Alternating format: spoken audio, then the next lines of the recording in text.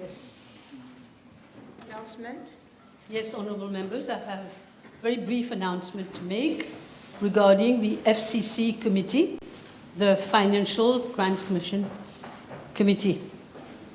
I wish to inform the House that on 28th July 2026, the Honourable Prime Minister has, in accordance with Section 129(2) of the Financial Crimes Commission Act, designated Honourable Roshan Jaman and Honourable Rameshwar Itwaria as members of the Parliamentary Committee set up to monitor and review the Financial Crimes Commission in replacement of Honourable Babita Tanu and Honourable Chetan Anand Babulal. I have informed the Leader of the Opposition that he can still, on his side, by law, nominate one person because he's entitled to nominate 4 persons in all, and I'm awaiting his choice. I thank you for your attention. Papers have been laid. Questions? Yes, Honourable Leader of the Opposition. Thank you, Madam Speaker. Madam Speaker, I have given notice of the following private notice question addressed to the Honourable Prime Minister, Minister of Defence, Home Affairs and External Communications, Minister of Finance, Minister for Rodrigues and Outer Islands, whether in regard to the search carried out on 31st July 2026 at the residence of Mr. J.J. and Honourable V.L.G., he will, for the benefit of the House, obtain information from the Commissioner of Police as to the names of the persons arrested and interviewed and articles and vehicles seized, if any, indicating the names of the registered owners thereof and whether incriminating articles were found in the vehicle seized and whether Mr. G.G. and Honourable V.L.G. were interviewed under caution and provisionally charged, and if not, why not? B. Financial Crimes Commission, whether an inquiry has been initiated into suspected money laundering offences predicated by drug dealing activities against Mr. G.G. and Honourable V.L.G., and if not, why not? And C. Attorney General's Office, whether a request for mutual legal assistance has been made to Réunion Island, and if so, indicate the outcome thereof. Thank you, Madam Speaker. Thank you. Honourable Prime Minister. Yes, Madam Speaker. I am informed by the Commissioner of Police that on Sunday, the 26th of July of this year, information was received that 2 men on board of a high-speed boat was departing from Réunion Island to Mauritius and suspected to be involved in a drug transaction. Police were also informed of the description and registration number of the boat. ADSU, in collaboration with the Police Helicopter Squadron and the National Coast Guard, started an operation. The Dornier aircraft and NCJ crafts were deployed along the coast of Mauritius at different strategic locations. ADSU teams were also deployed at different positions to keep watch. However, the speedboat was not spotted though the surveillance was maintained. Further intelligence was received from Réunion Island that 10 large black bags containing a significant amount of suspected cannabis weighing 155.7 kilograms were secured on their shore. The 2 French nationals were arrested in connection with the illicit drug transaction. The approximate street value of the drug seized is estimated to be around 233 million rupees and 550,000 rupees in Mauritius. On the 27th of July 2026, the speedboat was spotted, moored unattended at a distance of 20 meters inside the lagoon near Le Monde. The boat was towed by the NCJ and kept under police custody for inquiry. On the 28th of July, the speedboat was examined by the scene of crime officers, SOCO, and the officers of the Forensic Science Lab. Several articles, including a bottle containing suspected cannabis seeds and cannabis leaves, and 4 plastic vials containing a certain quantity of liquid suspected to be a dangerous drug, were secured. Madam Speaker, with regard to Part A of the question, I'm informed that on the 31st of July 2026, following a preliminary investigation, ATSU, by virtue of a search warrant, searched the premises of one Mr. YJ, alias dangerous drugs, and 4 suspected cannabis plants. He was informed that police are inquiring into the case of conspiracy to import cannabis from Reunion Island, and Mr. YJ was arrested. A mobile phone belonging to Mr. YJ and a vehicle belonging to his wife, Mrs. VLJ, was secured for inquiry. On the 1st of August 2026, in the presence of Mr. YJ and ATSU officers, the said vehicle was examined by FSL, and materials with traces of leaf matter suspected to be cannabis and 1 suspected cannabis seed were found and secured for analysis. On the same day, provisional charge was lodged against Mr. YJ before the weekend court, and he was remanded to police cell pending his court appearance before Black River Court. Subsequently, on the 3rd of August 2026, a provisional plaint was lodged against Mr. YJ before the District Court of Black River for the following offences in breach of the Dangerous Drugs Act. 1, conspiracy to committing drug offence, to wit, to cause cannabis to be imported into Mauritius with an averment of trafficking. 2, cultivating cannabis plants. And 3, possession of dangerous drugs. He was remanded to police cell as there is objection for his release on bail. On Sunday, the 2nd of August, Mrs. VLG voluntarily went to the ATSU Western Division because she thought she might need to give a statement. However, ATSU Western Division asked her to come with a legal counsel on Wednesday, the 5th of August 2026. With regard to Part B of the question, I'm informed by the Financial Crimes Commission that following information published in the press to the effect that Mr. YJ and others were arrested by the ATSU in connection with an alleged network involving the importation of drugs between Reunion Island and Mauritius, it has initiated, on its own initiative, money laundering investigation against Mr. YJ and family. Furthermore, in parallel, the Asset Recovery and Management Division of the FCC is investigating the properties of Mr. YJ and family, as well as any unexplained wealth matter, while the Declaration of Assets Unit is monitoring the assets of Mr. VLG and a spouse. The FCC is thus looking into all the aspects of the matter, and the investigation is ongoing. Madam Speaker, concerning Part C of the question, I'm informed that the Attorney General requested a mutual legal assistance from the authorities of Reunion Island. Information was received on Friday, the 31st of July, 2026 at 23:00 hours.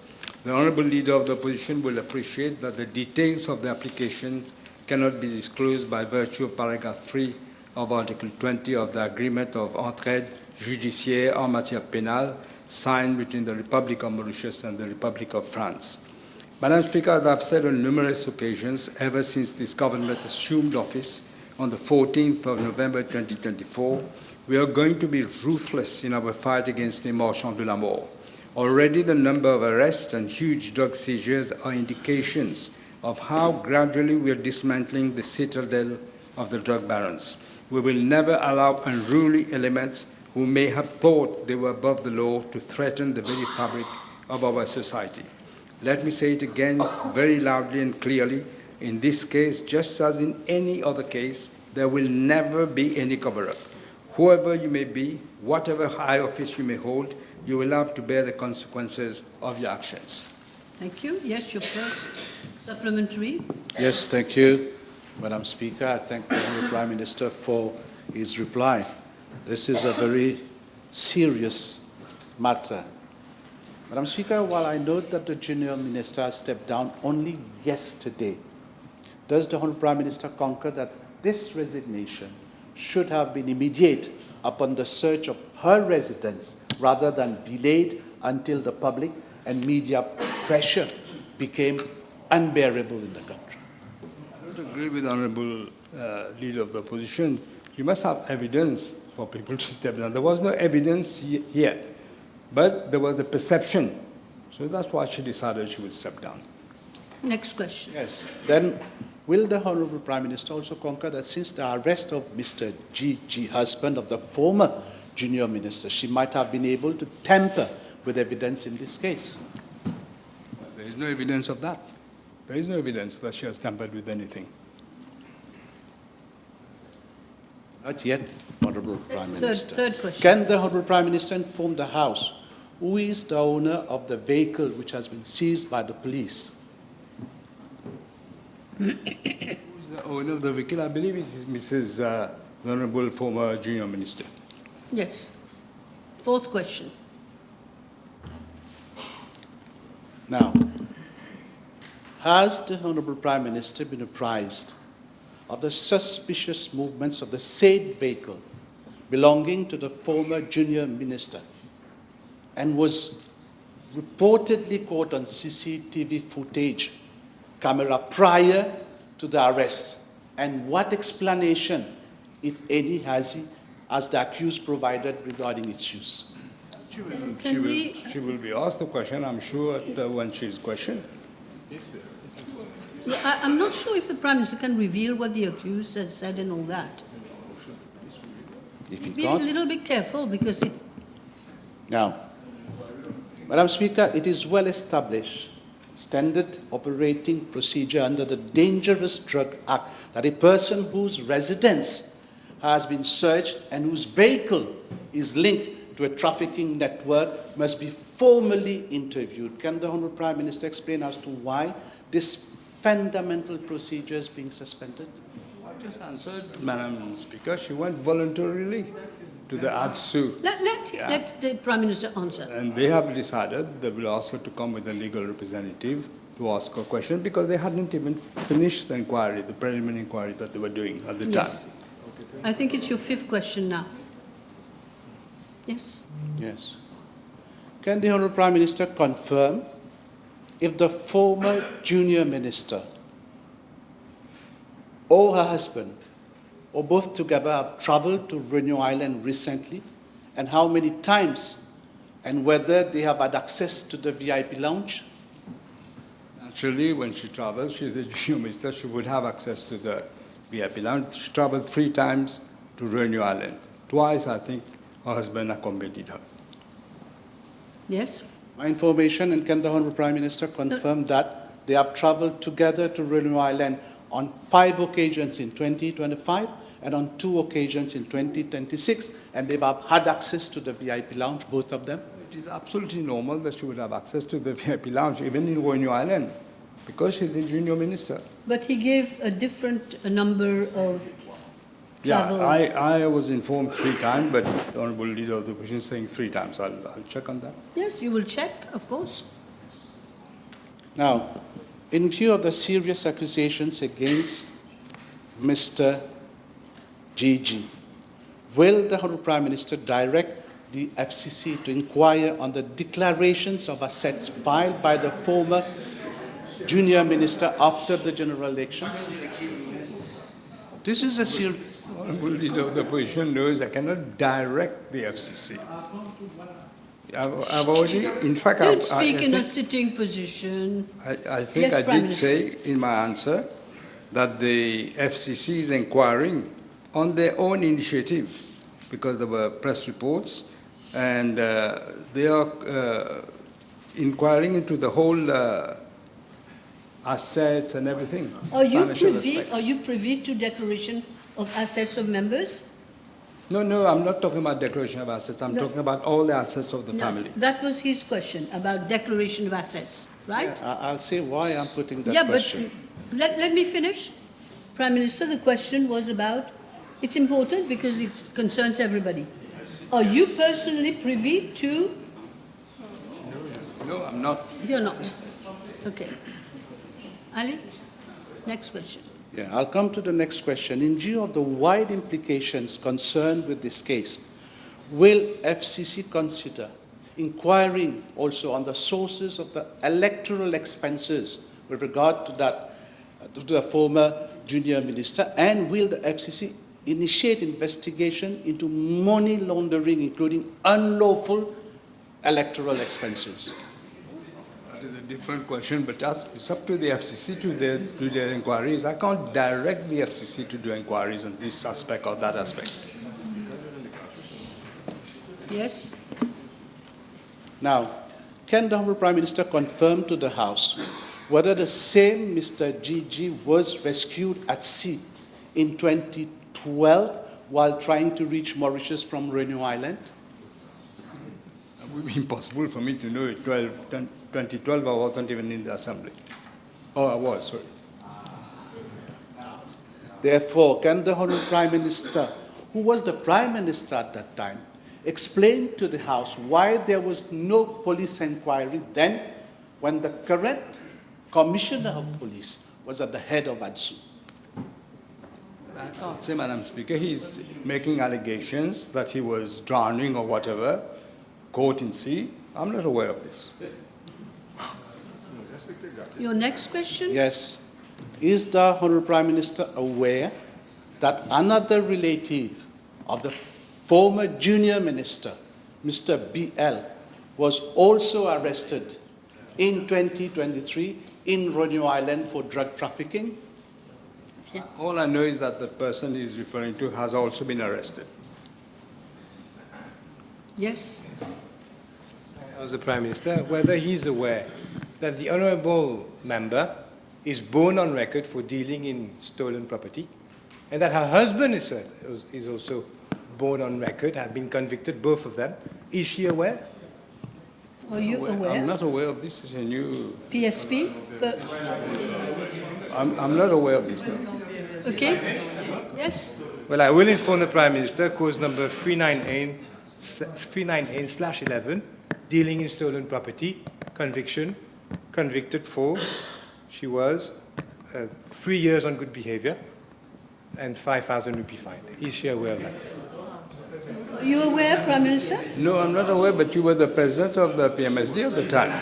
PMXD. Precisely why, Madam Speaker, the PMSD refused to give her a ticket, and she came to your party, and you gave her a ticket. That is the reason why. It's not a question, I'm merely replying. No, you have to ask a question. Prime Minister, don't please open the door. The question is whether he doesn't agree that it is because the PMSD refused to give her a ticket that she came to that alliance and she got her ticket. You were the president, the honourable member was the president of the PMXL. PMSD? Yeah, maybe PMSD. What did you do then? Didn't give her a ticket. Oh, did you? All right. Everybody's finished? We finished with PNQ? Yes? Do you have another one? I'll get back to the relative of the former junior minister. Can the Honourable Prime Minister confirm whether that Mr. BL has been or is currently under investigation in Mauritius for an alleged breach of Section 36A of the Immigration Act? All I know, Madam Speaker, is that investigation is ongoing. So I can't involve myself in the investigation. Yeah, but that's the previous, we're talking about this. I can't say because the investigation will show. The Honourable Prime Minister stated that a search warrant was executed at the residence of Mr. YG. Can he confirm whether the Commissioner of Police informed him before and after that search? In fact, yes. Yes? It is also stated that that person, Mr. YG, was not present at his residence when ADSU officers arrived. Can he explain why police officers contacted him on his mobile phone to inform him that a search warrant was being executed and he came 2 hours later? That is the procedure. How can I answer this question? What the Honourable Leader of the Opposition should keep in mind, this is proof that this government is acting unlike the regime you were in, unlike what you were doing. There has been no cover-up here. I can give you a list of the cover-up, starting with Amsterdam boys. arrested in a foreign country but given red carpet treatment here. I can go on with the list. I don't want to go into the whole list. Speaker, Next question. I don't want to get into that. No, my last question. Madam Speaker, the House has been made aware of this case, which involves a former junior minister of your government, Honorable Prime Minister. So, what the population want Which to know, one are you talking and you about? said that. Who are you talking about? I'm sorry. I just want to know if I I understand said you the well. former junior minister. The former junior minister, okay? And will you give assurance to the House that there will be no cover-up in this case, Honorable Prime Minister? I said that. I again say the proof of the pudding is in the eating. She is a junior minister in my government, but I did not hesitate. I did not tell the police, no, don't do this, don't do that. They did the work, and I said in my answer, nobody is going to be spared. Nobody is above the law. Thank you. Okay, thank you very much. Next, we go to PMQT, Mr. Honourable Second Member for Blackburn-Accueil, Mr. Bichuk. Yes, Madam Speaker.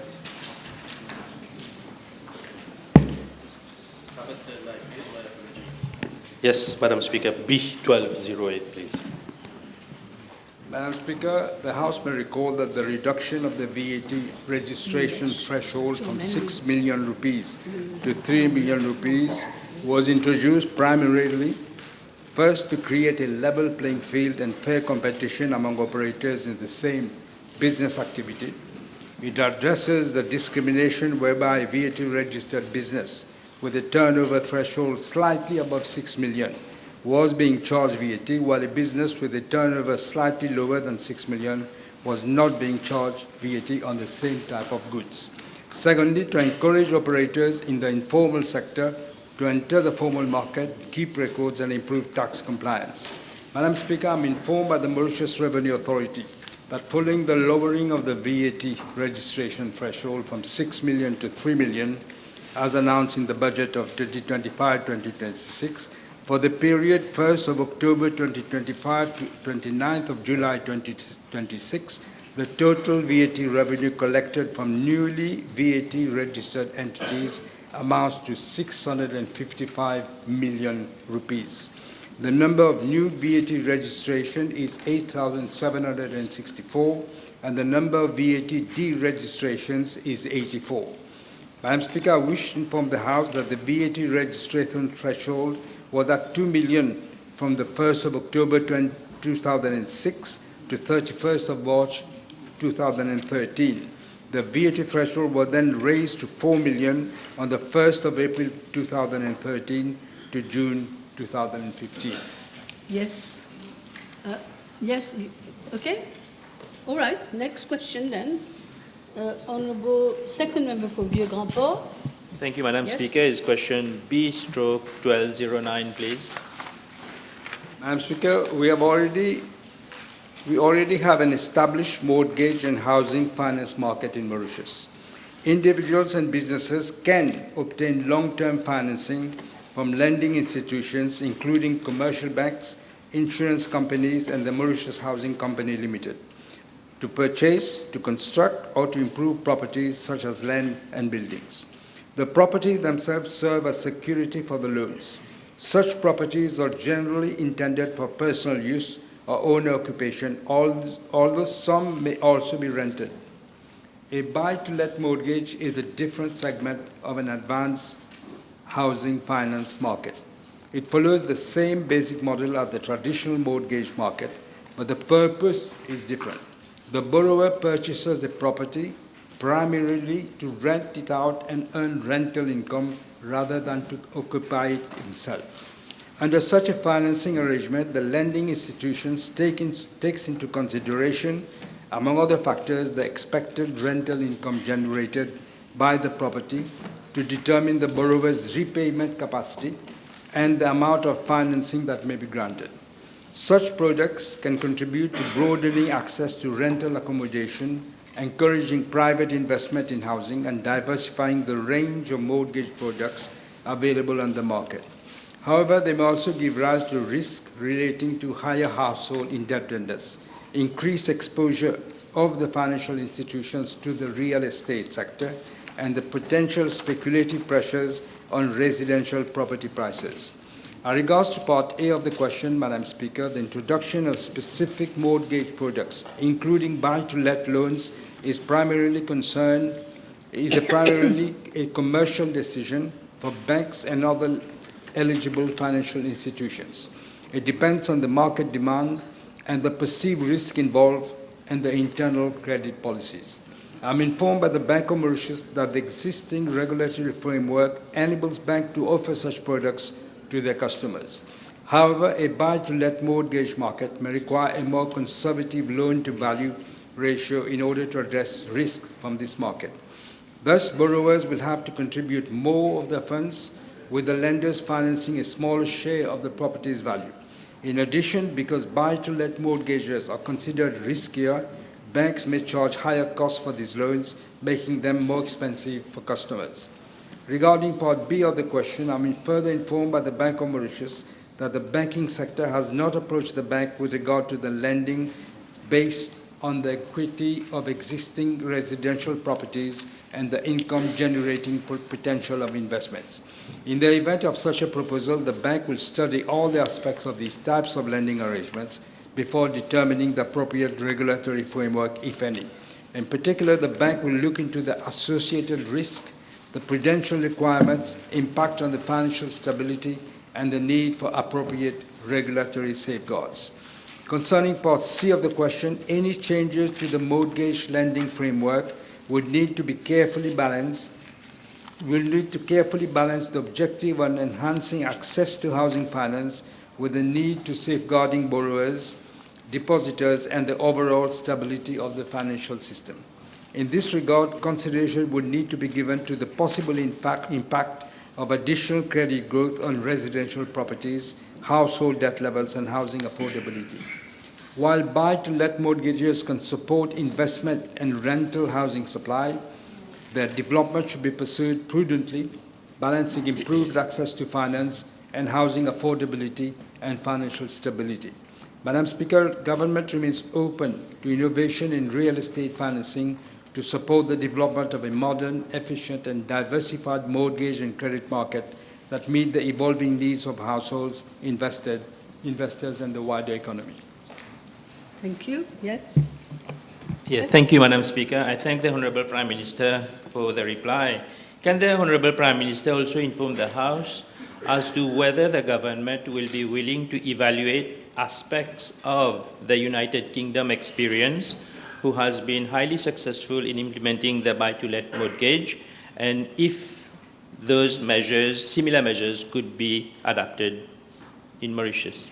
As I said, Madam Speaker, government is keeping an open mind, but the Bank of Mauritius say they have not been approached for such a framework, but they will consider it if they apply. Thank you. Yes. Honorable First Member for Vacqua-Fleuria. B12, s'il vous plaît. Madam Speaker, my reply to parliamentary question B1081 of Tuesday, the 21st of July 2026, I announced that a project monitoring and implementation unit will be set up shortly under the aegis of my office. The House will agree, Madam Speaker, that over the years, Mauritius has reached a stage of economic development where the principal challenge is no longer the formulation of policy, but its effective execution. A recurring feature of many strategic national initiatives is that they are announced with clear objectives, but often experience delays arising from a fragmented institutional responsibilities, lengthy administrative procedures, insufficient interministerial coordination, regulatory bottlenecks, and the absence of a single authority responsible for monitoring delivery across government. Madam Speaker, for far too long, institutions have operated as if in silos, instead of adopting a coordinated approach to project implementation.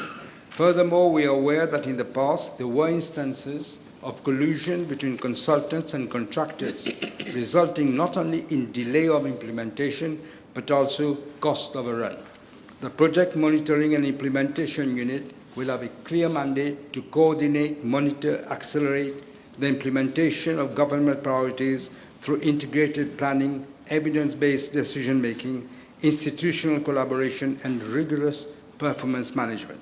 This will ensure that the principles of value for money is stringently adhered to when implementing major infrastructural projects. This unit will report directly to me and would be expected to submit regular reports on the status of the implementation of the infrastructural projects. Madam Speaker, consultations are already underway for the selection of a highly qualified professional with a view to ensuring that the unit will be manned by a proficient team with robust engineering background and proven track record in project management. Thank you. Yes. L'honorable Premier ministre, peut-il nous dire si cette unité aura un pouvoir décisionnel ou uniquement consultatif? No decisional power because he will be able to tell us where the bottlenecks is, where the delay are, where the cost overrun are, and he will look at that. Okay. Est-ce qu'il pourrait nous donner l'estimation du coût annuel de cette unité? At this stage, We have not yet proceeded with that, but we are Okay. looking for a professional from outside.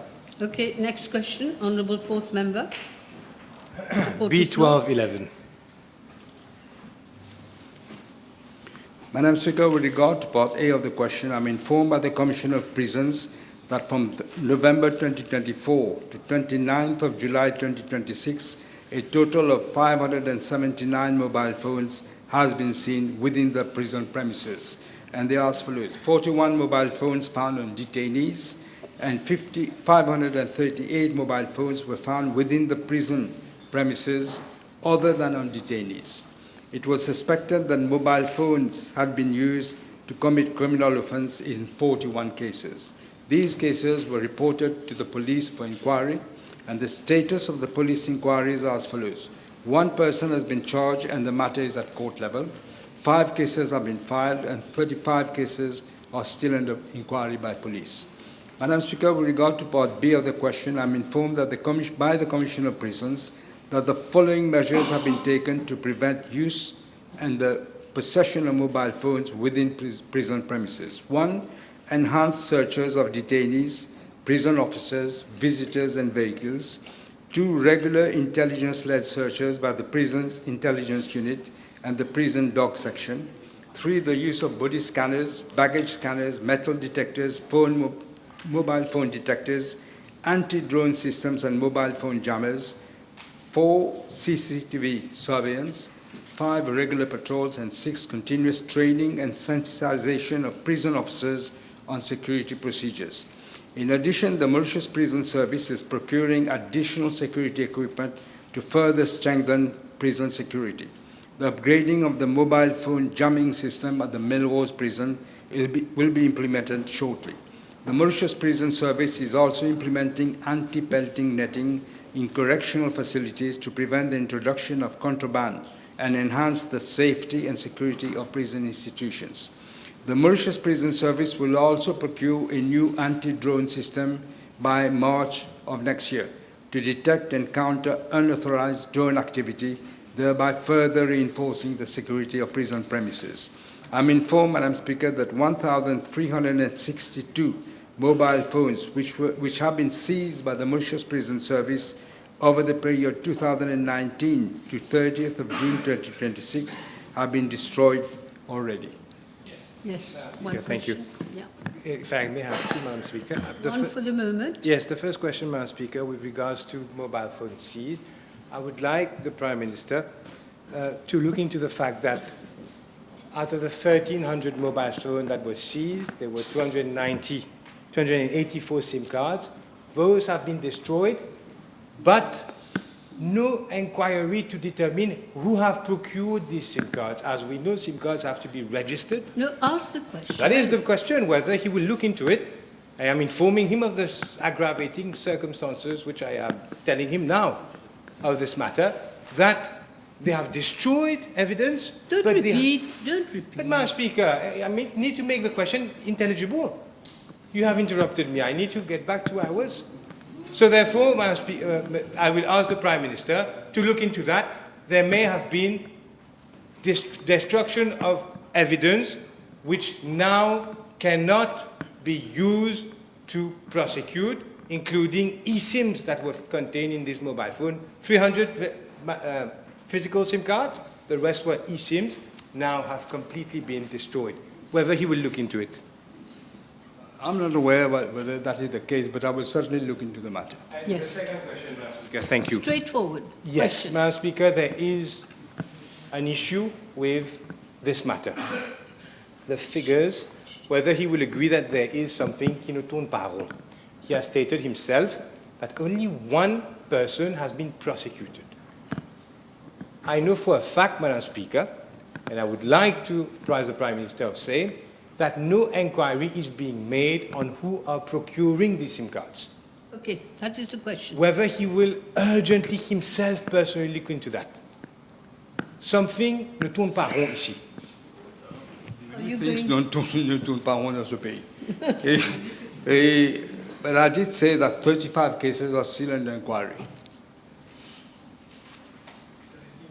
The issue is about procurement. So you will look into that, I expect. Question. Yes, not- the Prime Minister, nothing that else. is the question. Whether he will review urgently, he will speak to the Minister of ICT as well to review urgently the procedures for procuring of SIM cards and the procedures with regards to the prison service, that whenever a mobile phone is seized, an inquiry be initiated into the owner of that SIM card, the registered owner, because by law there has to be a registered owner, and it cannot be that in 1,400 mobile phones, only one person has been prosecuted in 7 years. Prime Minister, yes. All I know, I can tell the honourable member, I will certainly look into the matter and I will ask the police to look into the matter. Yes, and I want to tell members that I'm the one who decides how many supplementary are given, depending on the type of question. So no comments, please, on these things. The Honourable Third Member for Beaubassin-Petite-Rivière. 12, please. Madam Speaker, I wish to draw the attention of the honourable member to the fact that since the beginning of 2025, there have been consultations between the parties in the government and the opposition to decide on the membership of various regional and international organizations to which Mauritius belongs. Various criteria have been taken into consideration, including the respect of proper party balance as well as the gender balance. In May 2025, the list was finalized. Ever since, members are aware that the procedure is as follows. Madam Speaker, you are the one who decides who will participate in which mission. The clerk of the National Assembly then seeks financial clearance for all overseas missions of honourable members, and I then approve our participation in a mission. Concerning the part of the question relating to any concern raised for the amendment of a Mauritian delegation, the honourable member knows very well that the Pan-African Parliament, PAP, did indeed raise an issue because according to the PAP, there was no member of the opposition in the delegation. I made a statement on the issue on the 25th of July 2025, and I also replied to a parliamentary question from Honourable Adrien Duval on the 29th of July 2025. The latter had in fact been contacted, but initially did not wish to be part of the team. However, Honourable Adrien Duval finally agreed to join the team of 4 of the members. Therefore, all 5 honourable members took the oath before the PAP on the 28th of April 2026 at the extraordinary session of the 7th legislature of the PAP. Honourable Lakiram is now the chairperson of the Human Rights Committee of the PAP. The delegation attended the permanent committee and the third ordinary session of the 7th legislature of the PAP and are now back. Thank you. Merci. Yes. Merci, Madame la Présidente. Je remercie l'honorable Premier ministre pour sa réponse, surtout concernant le Parlement panafricain, et cela nous conforte au niveau de l'opposition, de façon à ce que finalement, Madame la Présidente, on a inclus un membre de l'opposition comme on le préconisait nous-mêmes au départ. I want a question from you. Oui, j'arrive, Madame la Présidente. Madame la Présidente, cela a toujours été la pratique selon laquelle les membres des délégations soient désignés. Je suis obligé de commencer la question par ça. Non, vous allez demandez, comprendre après pourquoi. Mais non, posez la question, whether, ceci, cela, et puis vous allez dire. Les délégations sont désignées par le Premier ministre pour le gouvernement et par le leader de l'opposition pour l'opposition. Peut-on savoir pourquoi? le gouvernement actuel, contrairement à ce que l'honorable Premier ministre a affirmé, le gouvernement actuel fait fi de cette pratique, ignore complètement cette pratique et que le leader de l'opposition n'est jamais consulté, bafouant ainsi les règles d'une vraie démocratie parlementaire ainsi que le principe de représentation pluraliste. I totally reject what the honourable member is saying. We always consult, as said in my paper. In fact, as you know, I just mentioned that honourable, you were two members in the opposition at the time. We asked them, but what can I do? Yes, Honourable First Member for Vacqua-Floréal. First Member for Vacqua-Floréal. B1214. I just announced that 1213 has been withdrawn. Yes. 1214 has been recorded. Yes, 1213, 14 now, 14 now. 1214 now. Madam Yes. Speaker, in my reply to parliamentary question B319 on Tuesday, the 14th of April 2026, I informed the House that I shall propose a motion in the National Assembly for the setting up of a select committee that will be tasked to submit a report on the introduction of Creole Mauritian in the National Assembly. Madam Speaker, the motion is on the order paper of the National Assembly today. Yes. Be careful because you will be able to talk later on. Est-ce que l'honorable Premier ministre pourrait-il déposer le rapport soumis par la Speaker sur la table de l'Assemblée, étant donné que je lui avais demandé, lors de ma dernière question parlementaire, il m'avait dit qu'il fallait que ce soit circulé d'abord au cabinet. Est-ce que maintenant il pourrait le déposer, s'il vous plaît? I understand from the Madam Speaker that the report will be circulated to the select committee first and then.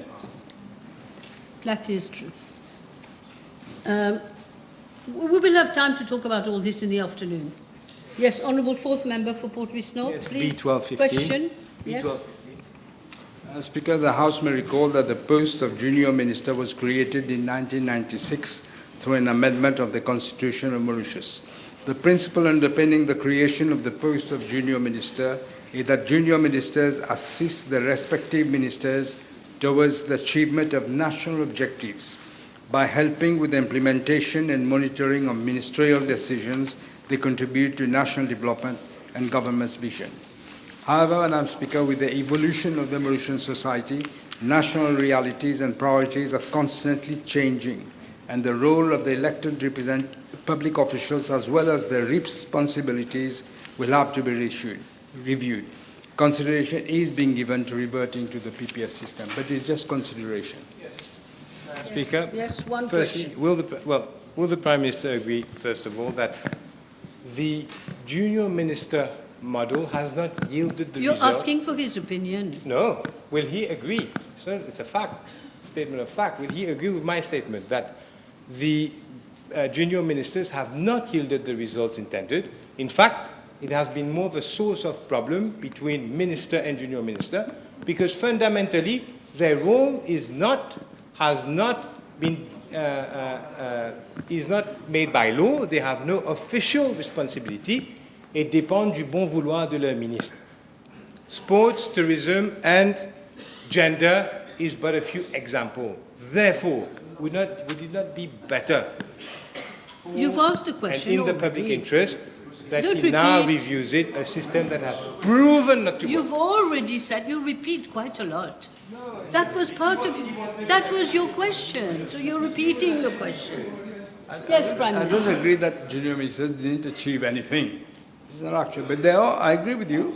There have been some conflicts between junior ministers and ministers, but we are, I said, considering reviewing that. Will the Prime Minister agree that contrary to private parliamentary secretaries? He just told you that But they're let me ask my considering- question, Madam Speaker. You cannot answer for the Prime Minister. I'm not answering. But I'm asking my question. What is your problem?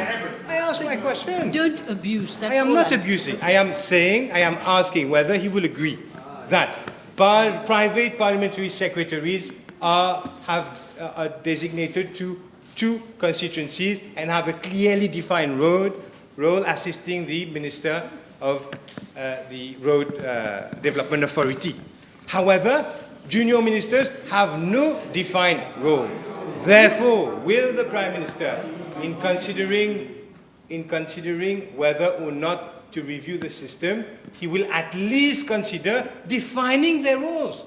That is what I am asking. Okay. Whether you will consider in the meantime to define their roles clearly. Okay. Answered that question. Simple answer. I just Yes. answered, we are considering. Yes, that is it. Now we finished because B1216 was also withdrawn. So now we go to questions on the point of? Yes? Suite aux discussions qui ont eu lieu vendredi lors des débats du Oui, Finance je Bill, vais revenir est-ce là-dessus que tout à vous l'heure. m'autorisez à faire mon point Pas of tout de suite, explanation? pas maintenant, pas maintenant, pas maintenant. D'accord. J'ai l'intention de revenir là-dessus tout à l'heure. Mais non, quand même. Faut pas me prendre pour... Bon, allez. Questions addressed. We haven't finished with questions. Questions addressed to honourable ministers. Yes? Honourable second member for Vieux-Grand-Port. Thank you, Madam Speaker. It's question B/1217, please. Madam Speaker, the Rosebel area is served primarily by the Phoenix Plaisance Road, A10, which passes through the densely developed village of Rosebel and carries significant volumes of through traffic. The Jawaharlal Nehru Link Road B134 provides a strategic connection between the M1 motorway and the A10. On market days, the concentration of commercial activities attracts a large number of visitors, resulting in severe traffic congestion on the A10 road and surrounding roads. In addition, vehicles are frequently parked along the motorway shoulders and adjoining roads, creating safety hazards, reducing road capacity, and impeding the smooth flow of traffic.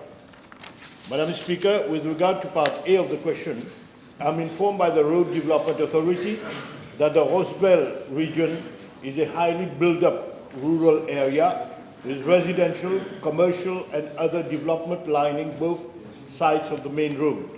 As a result, there is very limited road reserve available for widening or upgrading the existing road network. Therefore, conventional road expansion is not a feasible solution to address the traffic congestion in the area. Nonetheless, I'm informed by the Traffic Management and Road Safety Unit that double yellow lines and yellow boxes already exist along the A10 road on both sides in Rosebel village. Madam Speaker, as regards part B of the question, I'm informed by the TRMSU that several vehicles are being parked on the acceleration lane leading to the south, especially during market days. There is already double yellow lines along Guadoiseau Road on both sides leading to the market. I'm also informed that the police are deployed during market days, namely Wednesdays and Sundays, from 8 hours to 1600 hours to ensure traffic fluidity, safety and security of the public. Point duties are maintained near the corner of Guadoiseau Street and Jawaharlal Nehru Link Road, as well as at the entrance of the market near the taxi stand and commercial center.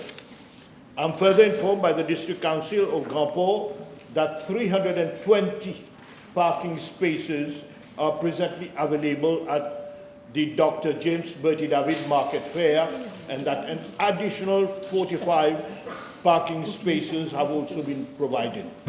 Madam Speaker, there is indeed a problem of traffic congestion and unsafe parking in the Rosebel area, particularly on market days, which needs to be addressed. I will therefore liaise with my colleague, the Honourable Minister of Land Transport, with a view to convening a meeting with all the relevant stakeholders, including the 3 members of the National Assembly of the constituency, to examine the matter and identify appropriate measures to alleviate traffic congestion and improve road safety in the area. Yes?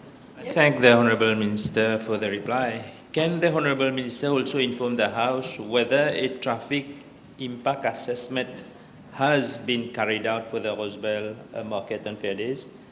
And if not, whether one will be commissioned?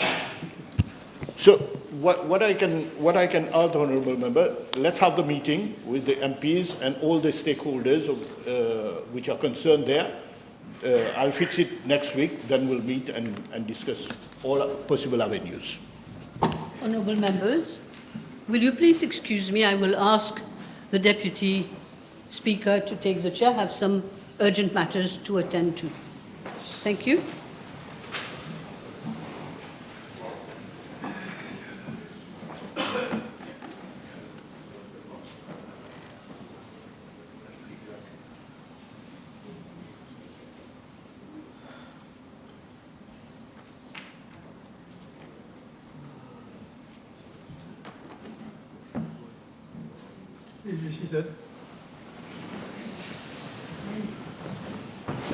The Honourable Third Member for Vieux-Grand-Port, Roosevelt. Thank you, Mr. Deputy Speaker. PQB 12. Thank you very much, Honourable Member. Mr. Deputy Speaker, the reply will be circulated. Yes. The Honourable Second Member for Savon Black River. Mr. Deputy Speaker, sir, B1219, please. Thank you very much. Mr. Deputy Speaker, sir, the Plaisance Experiment Station, which operates under the agricultural services of my ministry, has a crop station in the vicinity of the Sir Siu Sagar Ramgulam International Airport. It has a total surface area of 7.54 hectares, comprising roads and buildings, mother orchards, and cultivated land. I'm informed that the station is managed by an agricultural support officer under the overall supervision of an assistant director and is supported by a workforce of 25 employees, including 8 general workers. Mr. Deputy Speaker, sir, with regard to Part A of the question, I'm informed of the Agricultural Services that 4.7 hectares devoted to the mother orchards fulfill a strategic national role. They are used for the conservation of local and introduced fruit genetic resources, the maintenance of a true-to-type mother plant, and the production of quality planting materials. These are propagated and made available at subsidized prices through the Berkeley Experiment Station to farmers and members of the public, thereby supporting orchard establishment, varietal diversification, and the sustainable development of the fruit sector. In respect of Part B of the question, I'm informed that the Plaisance Experiment Station conserves 13 fruit species, namely local varieties of coconut, mango, breadfruit, fructifère, bilimbi, together with introduced varieties of lychees, pomegranate, mangosteen, longan, date palm, banana guayaba, and passion fruit. The station undertakes research evaluation and propagation to improve planting materials, while trials are being conducted to assess the adaptability and performance of imported varieties under local climatic conditions before the wider recommendation to the planters. I also wish to inform the House that research and development activities at the station have led to the identification and propagation of improved food varieties with desirable agronomic and horticultural characteristics, including the FHIA 17 banana variety, which is resistant to banana wilt disease. These efforts have contributed to improve fruit quality, increase productivity, enhance shelf life, and greater resilience to local pests, diseases, and climatic conditions, thereby supporting sustainable fruit production and strengthening national and food and nutrition security. Regarding Part C, Mr. Deputy Speaker, sir, I'm informed by the Agricultural Services that from 2020 to June 2026, the Plaisance Experiment Station generated revenue of 107 of 178 rupees 495 from the sale of 1,549 planting materials comprising coconut, breadfruit, bilimbi, pistache, malgache, and 250,640 rupees from the sale of fruits, namely coconut, banana, mango, breadfruit, fusite, and bilimbi. I wish to emphasize that the Plaisance Experiment Station is not a profit-making entity. It is a strategic public research and conservation facility whose primary mandate is to conserve fruit genetic resources, undertake research and produce quality planting materials at subsidized rates for the benefit of fruit growers, home gardeners, educational institutions, and other stakeholders, while contributing to government's objective of food security, agricultural diversification, and a more competitive fruit sector.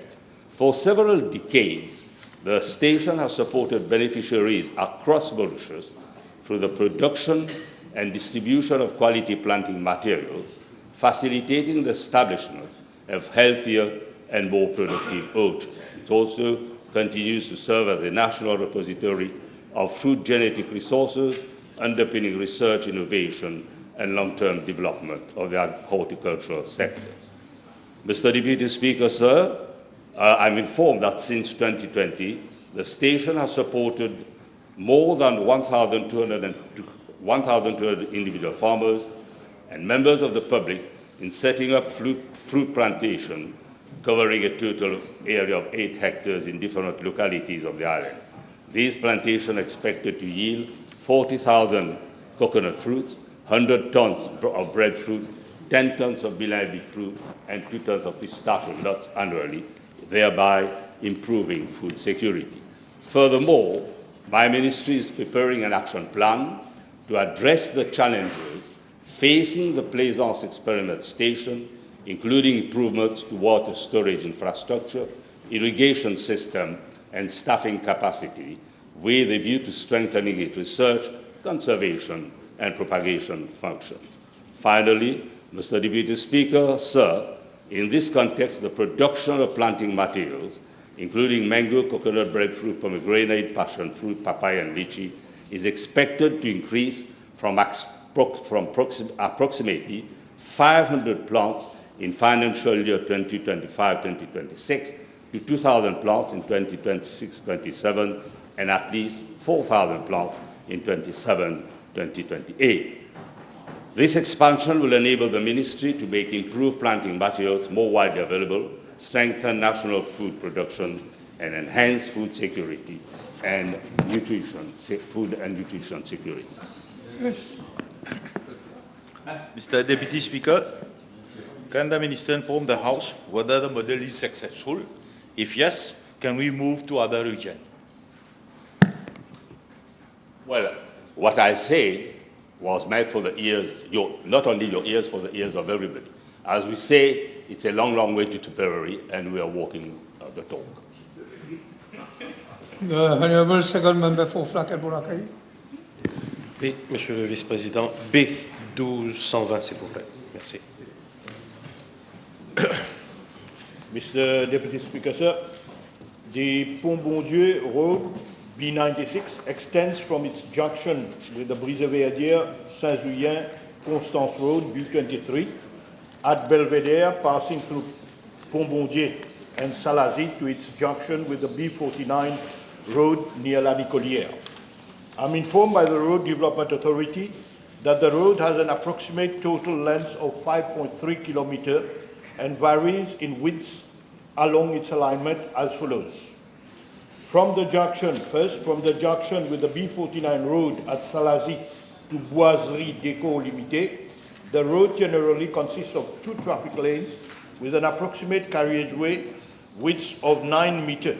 However, there is an approximate 300 meters section where the width narrows to about 5 meters. Second, from Boiserie Déco Limité to Pont-Bon-Dieu Cave, over an approximate length of 700 meters, the road has an average width of 5 meters. Third, the Pont-Bon-Dieu Cave, the road consists of 2 traffic lanes with an approximate total width of 6 kilometers. And fourth, from Pont-Bondier Cave to the build-up area towards Belvedere, the road has an approximate width of 5 meters. Madam Speaker, following an assessment of the existing road geometry, Mr. Deputy Speaker, sir, following an assessment of the existing road geometry during daily inspections, the RDA has identified the following sections for widening. First, between the junction with the B49 road and Boiserie Déco Limité of an approximate length of 300 meters. Second, from Boiserie Déco Limité to Pont-Bondier Cave of an approximate length of 700 meters. And third, the Pont-Bondier Cave towards Belvedere of an approximate length of 1.2 kilometers. Mr. Deputy Speaker, sir, conscious that the road is being heavily used by motorists traveling from the east to access the motorway M3, there is need to widen some parts of the road to accommodate the increasing volume of traffic and improve the traffic flow there. Accordingly, a detailed survey is expected to start by mid-August 2026 to determine the scope of the required works. The survey is expected to take between 6 and 8 weeks, depending on access to the land. Based on the findings of the survey, a detailed road design and cost estimate will be prepared. Thereafter, financial clearance will be sought based on the estimated project cost. Once financial clearance is obtained, the land acquisition process will be initiated, and upon completion of same, the road works will be implemented. Yes. Yes, may I request the Honourable Minister that the 300-meter strip between Aubuy and Boiserie Déco is already on state land and perhaps does not require compulsory acquisition or way leave. So can at least this strip in the meantime be accelerated? And may I please request the Honourable Minister to look into the possibility of installing street lights along this strip, which is now almost known as the Autoroute de l'Est.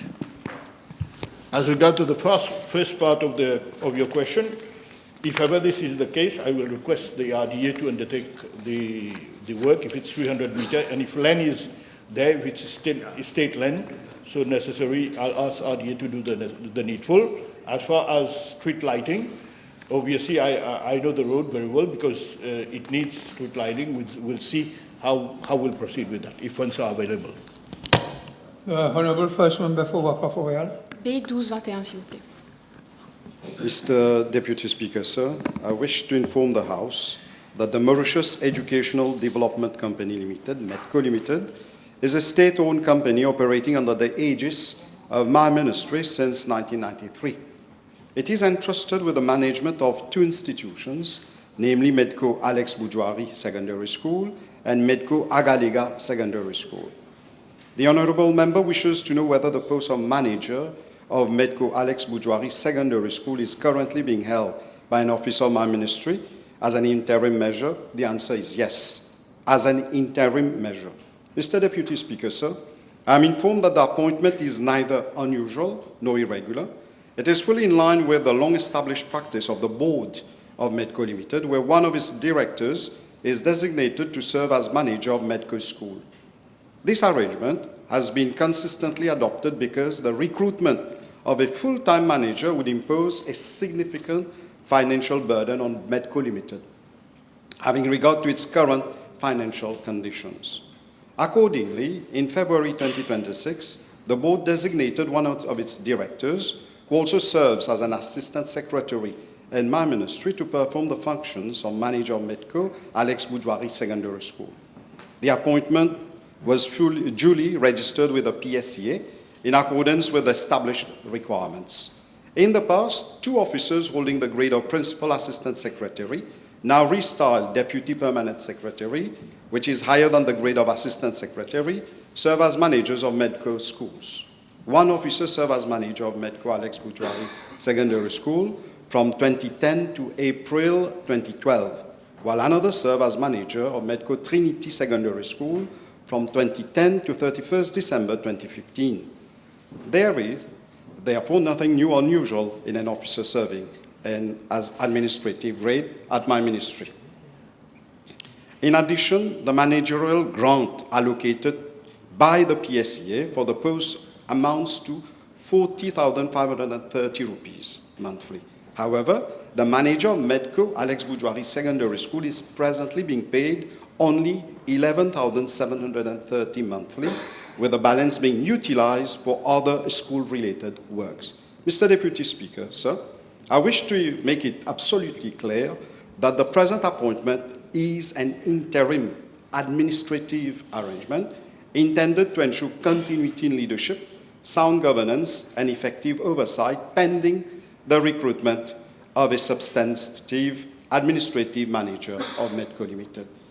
Mr. Deputy Speaker, sir, far from being a nominal appointment, the present arrangement has already resulted in tangible and measurable improvements in the administration of Medco Alex Boujouari Secondary School.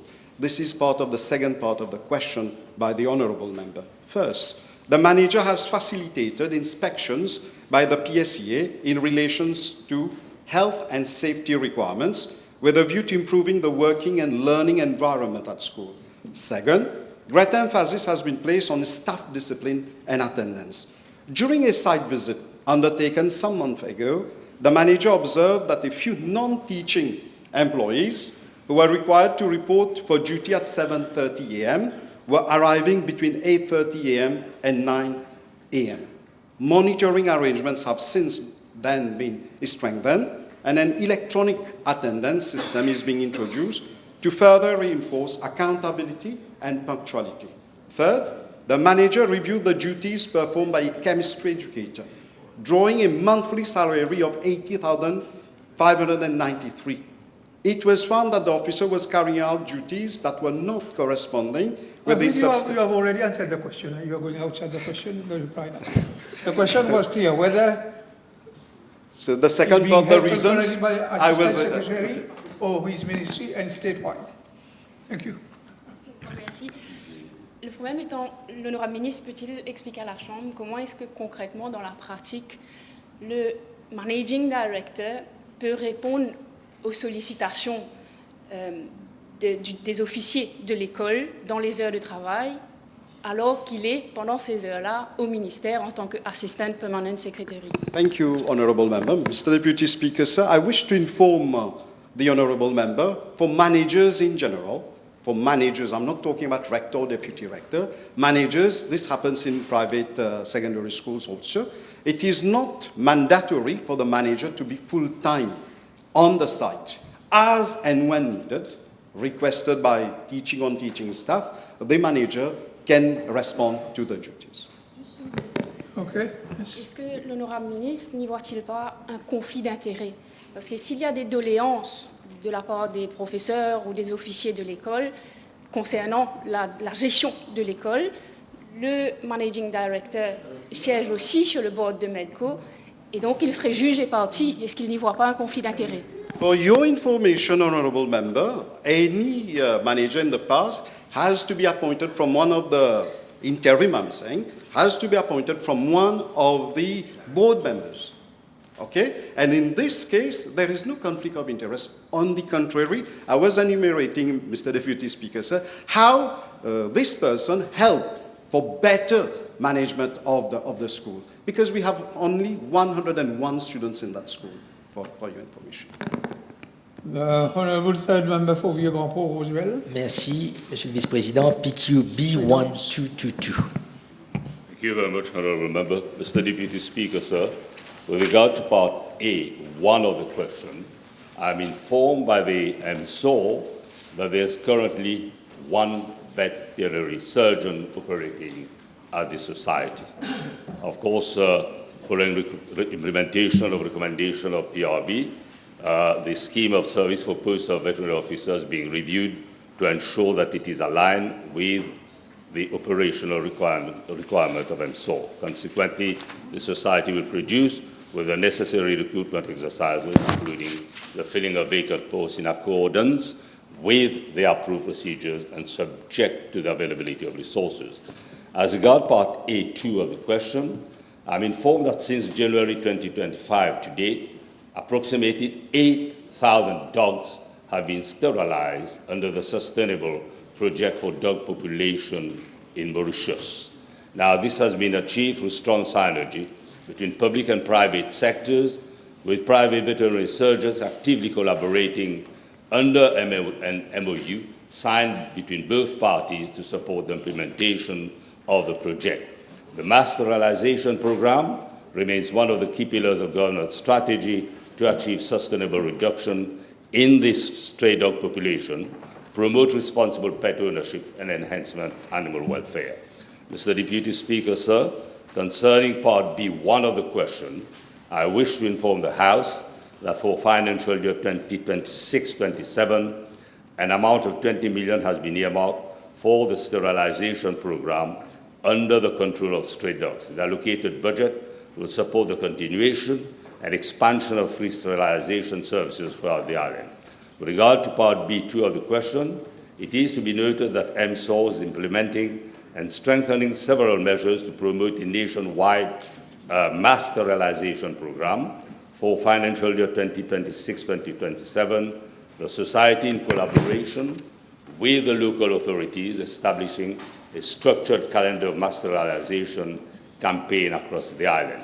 This coordinated approach will ensure that sterilization campaigns are conducted on a regular basis at several regions of the island, thereby facilitating easy access to free sterilization services to the public. The MSO will continue to deploy its mobile sterilization caravan to extend free sterilization services to communities across the island. Mr. Deputy Speaker, sir, in addition, sterilization program is currently being conducted through its mobile caravan at premises of police stations across the island and a collaborative arrangement with police department. This partnership has significantly enhanced the accessibility and reach of the program by providing suitable venues for the conduct of sterilization program. The mobile caravan enables MSO to bring its services closer to the communities, thereby improving geographical coverage, facilitating greater public participation, and ensuring the continuity and effectiveness of the nationwide mass sterilization program. Furthermore, MSO continues to sensitize public on the importance of sterilization, responsible pet ownership, and compulsory dog registration. These awareness initiatives, together with the ongoing catch-neuter release program, form part of the integrated and sustainable strategy aimed at achieving effective and humane dog population management in Mauritius. Yes, Honourable Hamdas. Thank you, Mr. Deputy Speaker. In view of the growing number of stray dogs in Mauritius, I understand that the government of Mauritius has received a proposal for help from an international organization, namely the IAWPC, International Animal Coalition for Massive Sterilization in Mauritius. Would the Honourable Minister state whether consideration has been given to this, and if not, why not? I'm not going to stray in relation to the question put to me by the Honourable Member, but will consider any information which is relevant to improve the services being dispensed by us.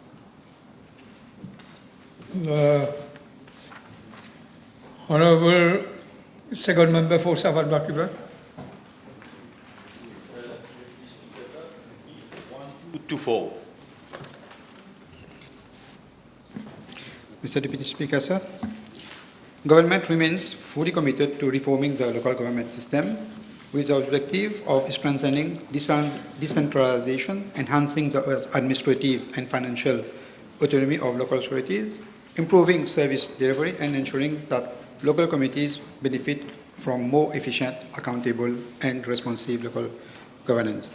In this regard, the two matters raised by the Honourable Member form an integral part of the ongoing local government reform being examined by the Interministerial Committee established by Cabinet. The committee has made substantial progress and has reached broad agreement on the main policy directions of the reform. It is currently finalizing its recommendation, which will be submitted to Cabinet for consideration. Following Cabinet approval and the completion of the legislative drafting by the Attorney General's Office, I will be in a better position to inform the House of the detailed measures and legislative provisions that will give effect to these reforms. Yes. You have a supplementary question? The Honourable Member, the table has been advised that PQ B1223 and 1229 have been withdrawn. I think it's a proper time to break for lunch, so we'll meet in 1.5 hours.